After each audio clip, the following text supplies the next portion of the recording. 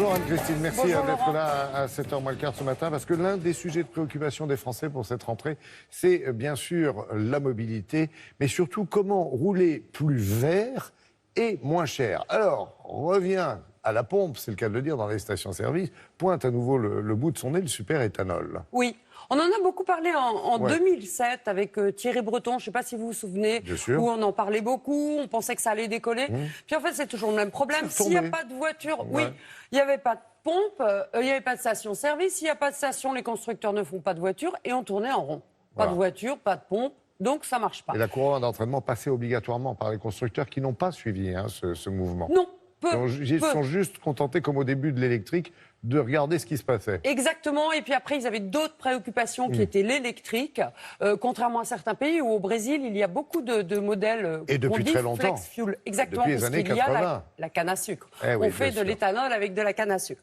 Alors pour rouler au super-éthanol, qu'on appelle aussi E85, il y a deux solutions. Soit vous achetez une voiture flex fuel, c'est une voiture d'origine capable de rouler avec le 85 ou avec de l'essence, l'un ou l'autre. Bon, en général, vous faites plutôt le plein avec le 85, puisque c'est le carburant le moins cher. Et le plus Mais répandu peut-être aussi. Non. le 85, non. Non. Mais vous allez voir, il y a de plus en plus de stations. Et il y a une deuxième solution, vous avez une voiture essence et vous pouvez équiper votre voiture d'un boîtier. Alors évidemment, pas n'importe quel boîtier, un boîtier qui est homologué par l'État. Et là, ça devient aussi, vous avez comme une voiture flex fuel, mais à l'origine, vous n'aviez pas acheté ce type de voiture. Vous avez juste rajouté un boîtier sur votre véhicule. Alors, il y a de plus en plus de Français qui mettent ce genre de boîtier. Il y a actuellement 70 000 voitures qui sont équipées de ce fameux boîtier. Donc, rouler au super-éthanol, mode d'emploi. Le 85, c'est un mélange entre de l'alcool agricole et de l'essence. L'alcool agricole est produit à partir de betteraves à sucre, de blé et de maïs. Quand vous prenez une betterave, elle a cette partie dure qui va servir à nourrir les animaux, c'est la pulpe. Elle a du sucre qui va servir dans votre café et elle a des restes de sucre qui vont servir à fabriquer de l'alcool pour faire rouler votre voiture. Quand vous roulez au super-éthanol, vous pouvez également rouler à l'essence. Donc il n'y a aucun risque de tomber en panne si vous ne trouvez pas dans votre station sur votre chemin du super-éthanol. Vous prenez de l'essence et évidemment, dès que possible, vous en prenez dans une autre station. Depuis que l'on a mis en place l'homologation par l'État des boîtiers de conversion E85, on a donc de plus en plus de stations qui le proposent, une de plus par jour. Donc voilà le boîtier avec son faisceau. Donc j'ai mis juste deux petites bandes de velcro pour pouvoir le maintenir, avec une partie qui va se connecter au boîtier et l'autre partie qui va se connecter dans le moteur.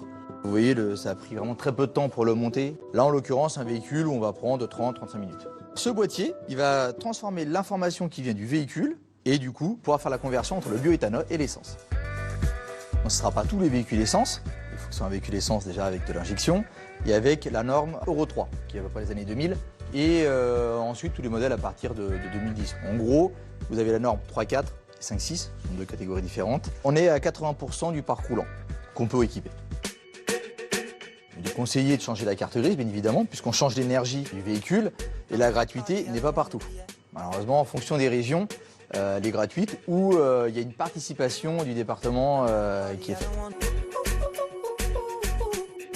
Rouler donc à l'essence, un plein de gouttes d'essence me coûtait 60 € en moyenne. Grâce au boîtier à l'éthanol, le plein me coûte maintenant en moyenne 25 €. La pose du boîtier ainsi que l'achat du boîtier, cela m'a coûté 690 € TTC. Je l'ai déjà amorti, donc en 7 mois.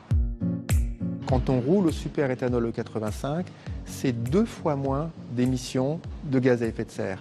Donc ça, c'est très bénéfique par rapport au climat, mais il y a également un bénéfice par rapport à la qualité de l'air, puisqu'avec le super-éthanol, des études ont montré qu'on divise par 10 l'émission des particules fines et qu'on réduit également de l'ordre de 35% les oxydes d'azote qui sont irritants pour les bronches.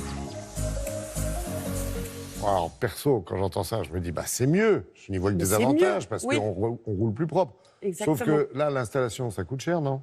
Alors, l'installation, c'est entre 700 et 1600 €. Ah oui, Alors, quand même. l'amortissement se fait en fonction du nombre de kilomètres que vous effectuez. On voit bien que ce carburant est plus écologique. Alors, du coup, il est moins taxé. C'est pour ça qu'il est 2 fois moins cher à la pompe. Par exemple, si vous faites un Paris-Marseille, qui fait un peu moins de 800 km, vous allez faire une économie de 37 €. Donc 40% sur le budget carburant. Et ça, on répète à chaque fois qu'on roule. Donc ça, c'est bien. Les stations, alors on a dit, le problème, ça pouvait être les stations. À l'heure actuelle, il y en a un peu moins de 1500. Ça fait 1 sur 7. Ouais. Mais il énorme. s'en ouvre plus d'une par jour.